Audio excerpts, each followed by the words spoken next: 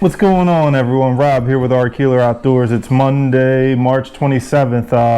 Had about 24 hours to reflect on my first tournament of the year with Charles, the Lion King 610 from the Woe Boys. We fished the Slay Nation, New Jersey trail, like I said, Sunday. Yesterday was our first tournament, and it's everything I thought a tournament March would be. 48-degree water. Temperatures weren't bad. It was probably 42 degrees at the start of the day, up to 61. A lot of wind. Steady 15 to 25 mile an hour wind, probably gusts in the 30 to 35 range. Made for some miserable fishing. 33 teams came out. Only 14 fish were caught, and we were one of the 14 fish caught. I think 3 teams caught multiple fish, leaving 8 or 9 of the 33 teams caught a fish, pretty much bottom line. So I don't know what place we ended up in. Our fish was, well, you'll see it, 16.5 inches. It is a kayak bass fishing style tournament where everything's by measure, not weighed on a bump board. So here's the footage from the tournament. I'll catch you on the flip side of the footage, and we'll talk about my strategy, my upgrades to the boat, what went right, what went wrong, and what I would maybe do different. So catch you on the flip side and enjoy the video.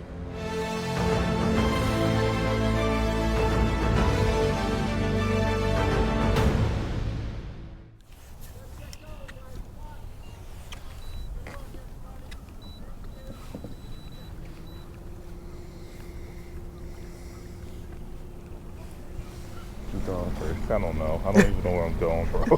Facts. Facts. Hold on. I dare you to pick it up, son. I will check you out. What happened? I'm talking to the fish.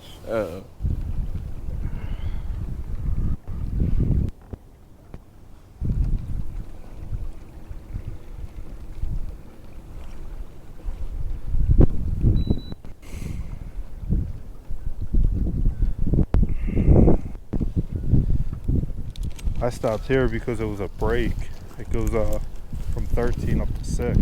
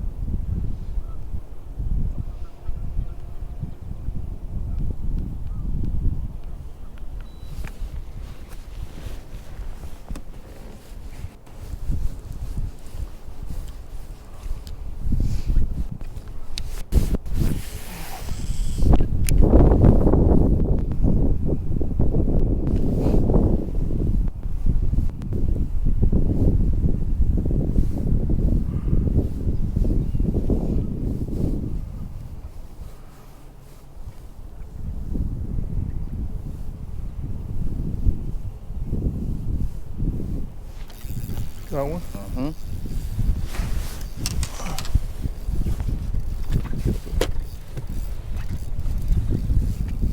Easy, bro. I know. You good? You good? I got it.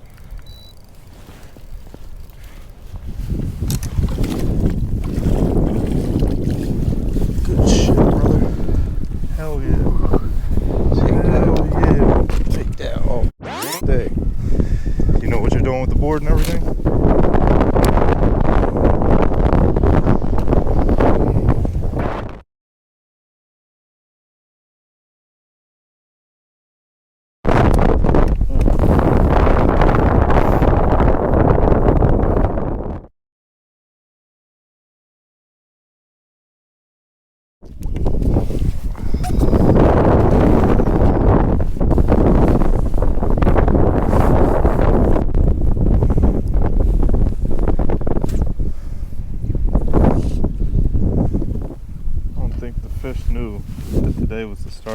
elimination season. Huh?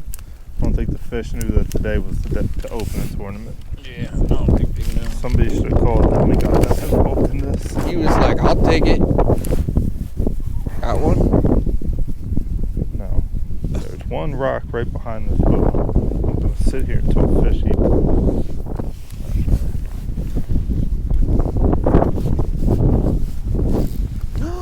Oh my goodness.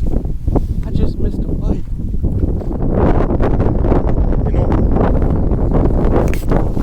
got it. Got one. I lost him. I lost him. Oh.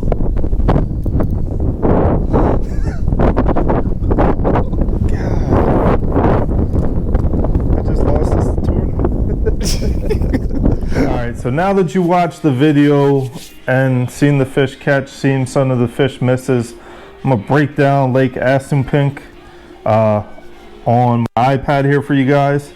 So this is what I was thinking. This is the lake overview. As you can see, there's one area of deep water is pretty much what it comes down to, and it stretches a little bit, but everything else is pretty much shallow mud flats. It's a grass lake during the summer, so scanning around, I had no time to pre-fish. This is all from what I learned day of. So we launched the boat over in this area right here. And my plan going in was to fish the deeper ledges. I want to stay on those ledges where those fish could be moving up out of deeper water as that day warmed up to 61 degrees to feed in some of these shallower, obvious spawning grounds. So I wanted access to deep water. That's really what I was fishing, the ledge access to deep water. So coming out of the gate, the tournament started. I fished along this ledge, and then I went inside this island. There was already 5 or 6 boats on this deeper drop off from the island, which is one of the points I really liked.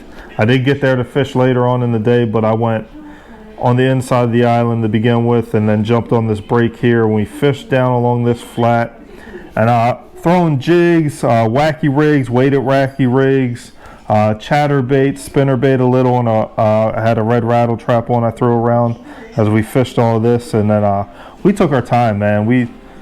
This is not very far from the boat ramp, and we fished over here, fished our way to about this section here, and it was about 8:30. So then I backed off into deeper water here, and I kind of scanned across the deep stuff, just looking for any fish on my side scan, down scan, looking for any structure really, because like I said, this is a grass lake. So finally we ended up over here, and it broke from about 13 feet up to 6 feet in probably about a 20-yard stretch. So I stopped right on the top of the ledge, and we turned, and there was a little bit of a hard spot as well. So I hadn't seen many hard spots, so we fished it, and within 10 minutes of me pulling up on this hard spot here, Charles caught the fish he caught on a drop shot right in this area, this general area out here. I can't say exactly where I was because this map and Humminbird doesn't have a map for this lake, so I was just going blind off like off a map pretty much, and I was using my phone to reference this map as well so I could see kind of where I wanted to be. And then we stayed there for a good bit, worked this ledge back and forth for a good bit. Then finally we worked the ledge on down. I came back across around this section, worked that island like I said, then we followed this on out. And by that time it was probably about lunchtime, around 12. I did hop over in this section. There's some reeds and some shallow cover, and I flipped my jig and tube up in some of that shallow cover just to see, just because that's how I like to fish, so I went and did it. Then we worked our way back down here and found some hard spots right over in this 8 to 11 foot section over in here. And we fished that pretty hard, and that's where Charles ended up missing one on a drop shot. Right after that, I had one on a shaky head, and he got off within the first 5 seconds of fighting him. And that was our action for the day. We hung out and fished those rocks again until tournament ended around 2 o'clock. So 7 hours on the water. It was pretty miserable for the most part. I mean, 7 hours with 3 bites, only 1 landed fish. But the story was the same for everyone.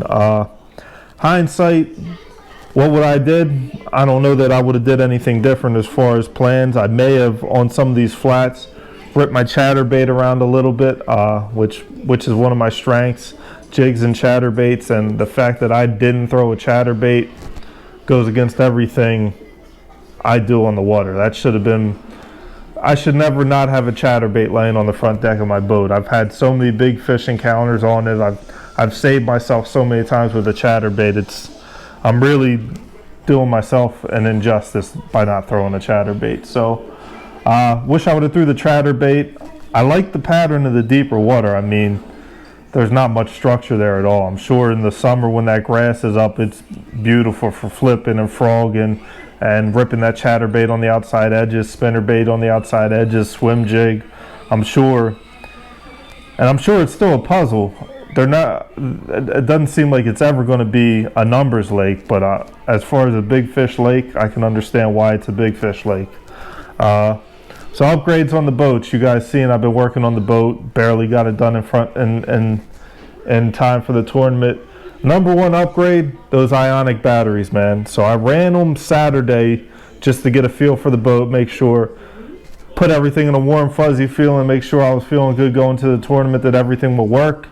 Those ionic batteries, ran them Saturday, ran them Sunday for 7 hours in that tournament in high winds. There wasn't a moment that spot lock or the motor itself wasn't engaged in doing something. They were at 62% when I finished that tournament yesterday. So about 8 hours of fishing on those ionic batteries, and I still had 60% battery left. So I went out, I ran them again today just to take them down to 40%, and I messed with my electronics today because one of the downsides, I went through all the work of putting the Mega Live on, and it works, everything works, everything works. I'm getting feedback or interference whenever my Mega Live and 360 are running at the same time. So if I kill the power to my 360 with the switch, Mega Live is beautiful, it's clear, you can see fish moving, you could track your bait on it when you could keep the trolling motor in place due to the wind because I don't have the target lock, but it works perfectly. The problem is whenever I flip the 360 on it looks like I have waves running through it. So more troubleshooting to come. I'll get on the internet, see who else is having the problem, try and figure it out. Other than that, electronics, all the wiring I did, everything, I feel really good about the install. Everything's on a breaker now. My fish finders are all protected. Dedicated powers ran so I don't get any electrical interference. I just got to figure out, and it may be some my issue, maybe some Hummingbird's issue, that when both are running, they're pigging on the same frequency or something because I'm getting interference. Everything else didn't need the bilge pump, didn't rain, but the boat performed beautifully. I loved where the screens were on that new mount in the middle. Only downside to that is it looks so good you want to stare at them, and that's not my strength as a fisherman, staring at electronics. So other than that, I went over the baits I threw, baits I should have thrown. That was it for the first tournament. We got another coming up April 30th, Mirror Lake in New Jersey. So I'm going to get out, probably not this week, but next week, the next couple of weeks, practice on Mirror Lake so I have an idea of what I'm going into for this next tournament. I hate fishing a lake I've never been at and then going there and fishing the tournament, but I had no choice in this situation. I've been out of town for work and had to work on getting the boat together before I could actually fish off it. So first tournament was disappointing just because you go into a tournament expecting to beat them over the head, and that wasn't the case at all. We got beat over the head. I mean, we still finished somewhere in the top 10. Everyone got beat up on that tournament. So it's on to the next one. I appreciate you guys watching, and plenty more fishing videos are coming. It's that time of year, so I'll be getting on the water, fishing as much as I can, and fishing tournaments when as they come up. So appreciate you guys following along all winter, and I'll catch you guys on the water next time.